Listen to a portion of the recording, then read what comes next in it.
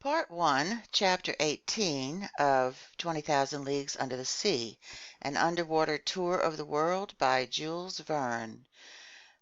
Recorded by Michelle Fry, Baton Rouge, Louisiana.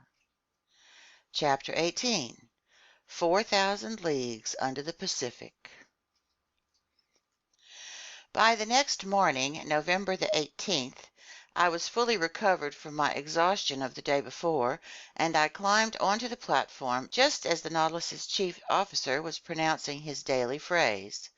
It then occurred to me that these words either referred to the state of the sea or that they meant, quote, "There is nothing in sight," end quote. And in truth, the ocean was deserted, not a sail on the horizon. The tips of Crespo Island had disappeared during the night. The sea, absorbing every color of the prism except its blue rays, reflected the latter in every direction and sported a wonderful indigo tint. The undulating waves regularly took on the appearance of watered silk with wide stripes. I was marveling at this magnificent ocean view when Captain Nemo appeared. He didn't seem to notice my presence and began a series of astronomical observations. Then, his operations finished, he went and leaned his elbows on the beacon housing, his eyes straying over the surface of the ocean. Meanwhile, some 20 of the Nautilus's sailors, all energetic, well-built fellows, climbed onto the platform. They had come to pull up the nets left in our wake during the night. These seamen obviously belonged to different nationalities, although indications of European physical traits could be seen in them all. And if I'm not mistaken, I recognized some Irishmen, some Frenchmen, a few Slavs, and a native of either Greece or Crete. Even so, these men were frugal of speech and used among themselves only that bizarre dialect whose origin I couldn't even guess. So I had to give up any notions of questioning them. The nets were hauled on board. They were a breed of trawl resembling those used off the Normandy coast, huge pouches held half open by a floating pole and a chain laced through the lower meshes. Trailing in this way from these iron glove makers, the resulting receptacles scoured the ocean floor and collected every marine exhibit in their path. That day they gathered up some unusual specimens from these fish-filled waterways, anglerfish whose comical movements qualified them for the epithet clowns, black commerson anglers equipped with their antennas, undulating triggerfish encircled by little red bands, bloated puffers whose venom is extremely insidious, some olive-hued lampreys, snipefish covered with silver scales, cutlass fish whose electrocuting power equals that of the electric eel and the electric ray, scaly featherbacks with brown crosswise bands, greenish codfish, several varieties of goby, etc. Finally, some fish of larger proportions, a 1-meter jack with a prominent head, several fine bonito from the genus Scomber, decked out in the colors blue and silver, and 3 magnificent tuna whose high speeds couldn't save them from our trawl. I estimate that this cast of the net brought in more than 1,000 pounds of fish. It was a fine catch, but not surprising.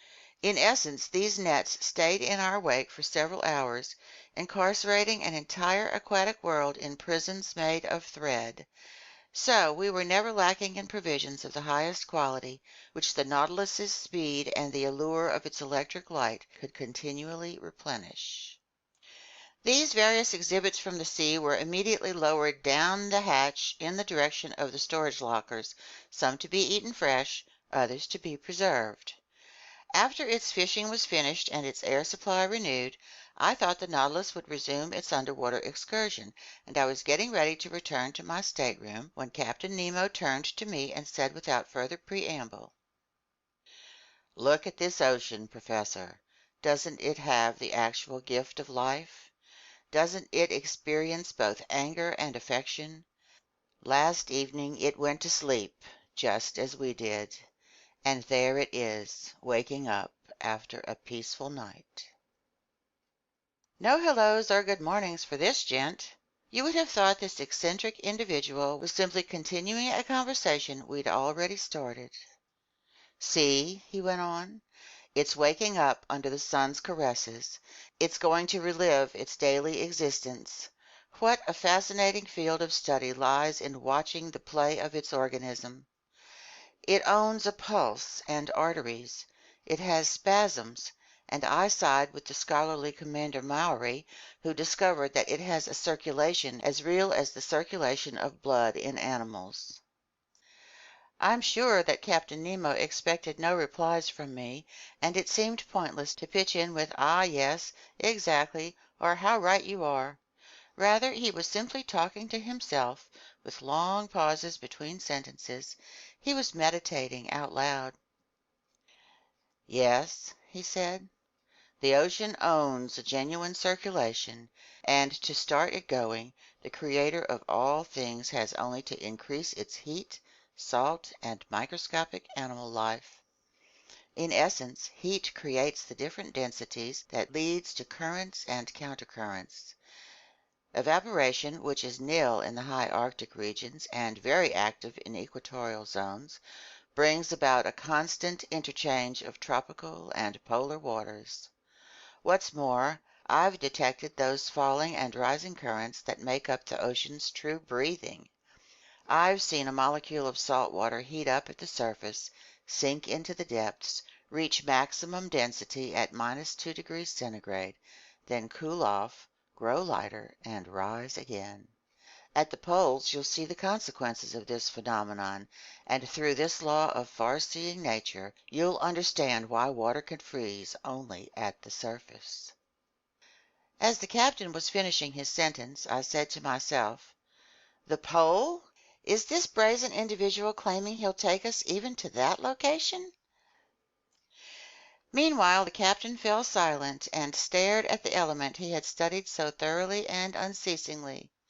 Then, going on, "Salts," he said, "fill the sea in considerable quantities, Professor, and if you removed all its dissolved saline content, you'd create a mass measuring 4,500,000 cubic leagues, which if it were spread all over the globe would form a layer more than 10 meters high.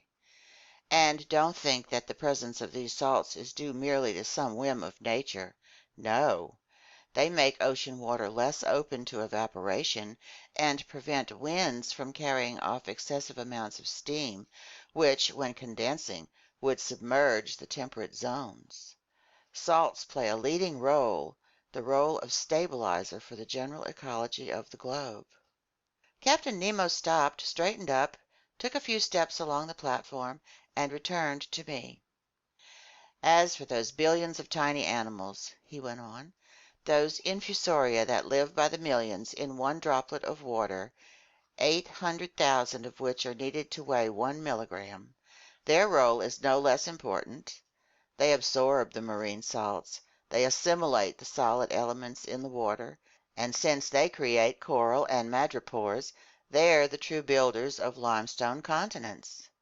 And so, after they've finished depriving our water drop of its mineral nutrients, the droplet gets lighter, rises to the surface, there absorbs more salts left behind through evaporation, gets heavier, sinks again, and brings those tiny animals new elements to absorb. The outcome? A double current, rising and falling, constant movement, constant life, more intense than on land, more abundant, more infinite. Such life blooms in every part of this ocean, an element fatal to man, they say, but vital to myriads of animals, and to me." When Captain Nemo spoke in this way, he was transfigured, and he filled me with extraordinary excitement.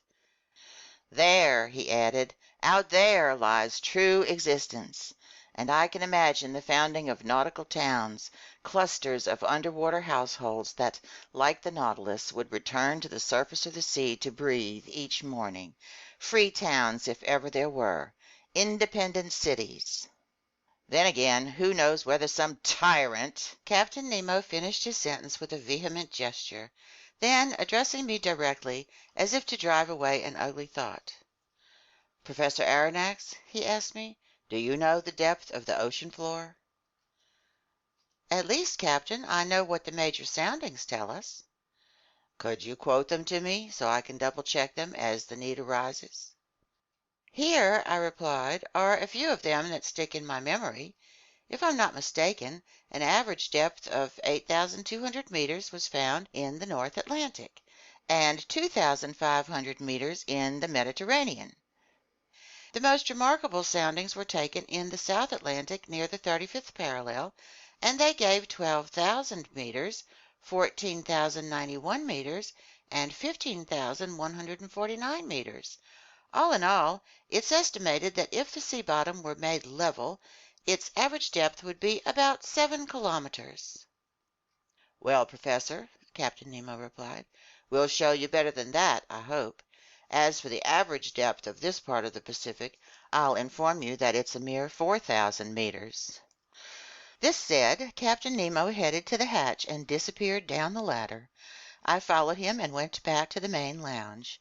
The propeller was instantly set in motion, and the log gave our speed as 20 miles per hour. Over the ensuing days and weeks, Captain Nemo was very frugal with his visits. I saw him only at rare intervals. His chief officer regularly fixed the positions I found reported on the chart, and in such a way that I could exactly plot the Nautilus's course. Conseil and Land spent the long hours with me. Conseil had told his friend about the wonders of our undersea stroll, and the Canadian was sorry he hadn't gone along. But I hoped an opportunity would arise for a visit to the forests of Oceania. Almost every day the panels in the lounge were open for some hours, and our eyes never tired of probing the mysteries of the underwater world. The Nautilus's general heading was southeast, and it stayed at a depth between 100 and 150 meters. However, from Lord knows what whim, one day it did a diagonal dive by means of its slanting fins, reaching strata located 2,000 meters underwater.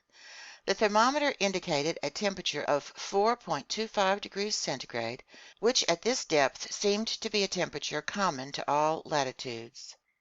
On November 26th, at 3 o'clock in the morning, the Nautilus cleared the Tropic of Cancer at longitude 172 degrees.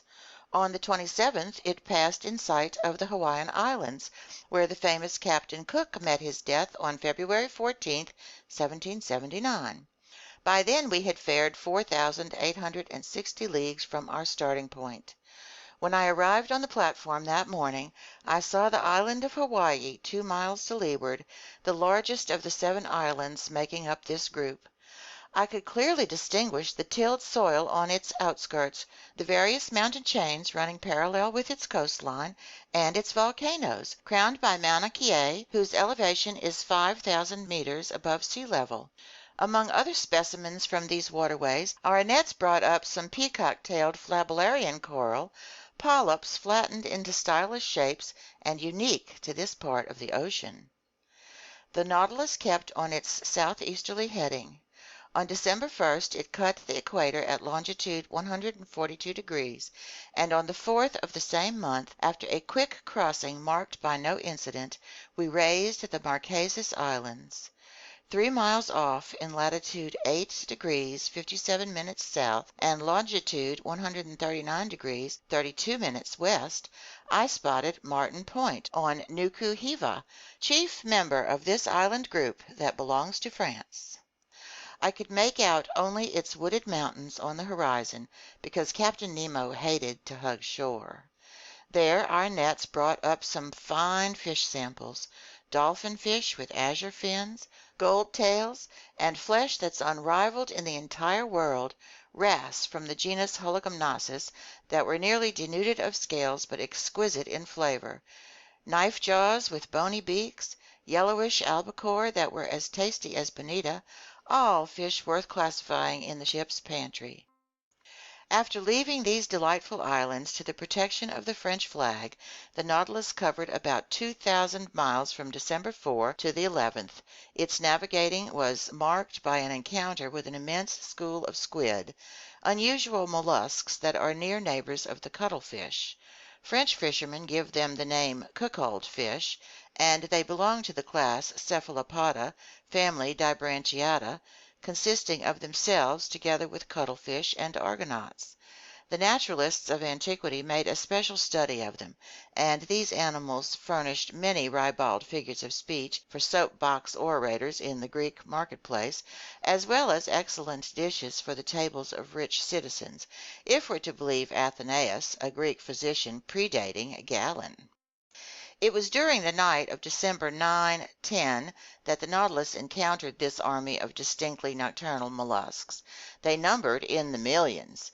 They were migrating from the temperate zones toward zones still warmer, following the itineraries of herring and sardines. We stared at them through the thick glass windows. They swam backward with tremendous speed, moving by means of their locomotive tubes, chasing fish and mollusks, eating the little ones, eaten by the big ones, and tossing in indescribable confusion the 10 feet that nature had rooted in their head like a hairpiece of pneumatic snakes. Despite its speed, the Nautilus navigated for several hours in the midst of this school of animals, and its nets brought up an incalculable number, among which I recognized all 9 species that Professor Orbigny had classified as native to the Pacific Ocean. During this crossing the sea continually lavished us with the most marvelous sights. Its variety was infinite. It changed its settings and decor for the mere pleasure of our eyes, and we were called upon not simply to contemplate the works of our Creator in the midst of the liquid element, but also to probe the ocean's most daunting mysteries. During the day of December 11, I was busy reading in the main lounge. Ned Land and Conseil were observing the luminous waters through the gaping panels. The Nautilus was motionless. Its ballast tanks full, it was sitting at a depth of 1,000 meters in a comparatively unpopulated region of the ocean, where only larger fish put in occasional appearances. Just then I was studying a delightful book by Jean Masse, The Servants of the Stomach, and savoring its ingenious teachings, when Conseil interrupted my reading. "Would master kindly come here for an instant?" he said to me in an odd voice. "What is it, Conseil?" "It's something that master should see." I stood up, went, leaned on my elbows before the window, and I saw it. In the broad electric daylight, an enormous black mass, quite motionless, hung suspended in the midst of the waters. I observed it carefully, trying to find out the nature of this gigantic cetacean. Then a sudden thought crossed my mind. "A ship!" I exclaimed. "Yes," the Canadian replied, "a disabled craft that's sinking straight down." Ned Land was not mistaken. We were in the presence of a ship whose severed shrouds still hung from their clasps. Its hull looked in good condition, and it must have gone under only a few hours before. The stumps of 3 masts, chopped off 2 feet above the deck, indicated a flooding ship that had been forced to sacrifice its masting. But it had heeled sideways, filling completely, and it was listing to port even yet. A sorry sight, this carcass lost under the waves, but sorrier still was the sight on its deck, where, lashed with ropes to prevent their being washed overboard, some human corpses still lay. I counted 4 of them, 4 men, one still standing at the helm. Then a woman, halfway out of the skylight on the afterdeck, holding a child in her arms. This woman was young. Under the brilliant lighting of the Nautilus's rays, I could make out her features, which the water hadn't yet decomposed. With a supreme effort she had lifted her child above her head, and the poor little creature's arms were still twined around its mother's neck. The postures of the 4 seamen seemed ghastly to me, twisted from convulsive movements, as if making a last effort to break loose from the ropes that bound them to their ship. And the helmsman, standing alone, calmer, his face smooth and serious, his grizzled hair plastered to his brow, his hands clutching the wheel, seemed even yet to be guiding his wrecked 3-master through the ocean depths. What a scene! We stood dumbstruck, hearts pounding, before this shipwreck caught in the act, as if it had been photographed in its final moments, so to speak. And already I could see enormous sharks moving in, eyes ablaze, drawn by the lure of human flesh. Meanwhile, turning, the Nautilus made a circle around the sinking ship, and for an instant I could read the board on its stern. The Florida, Sunderland, England. End of chapter 18.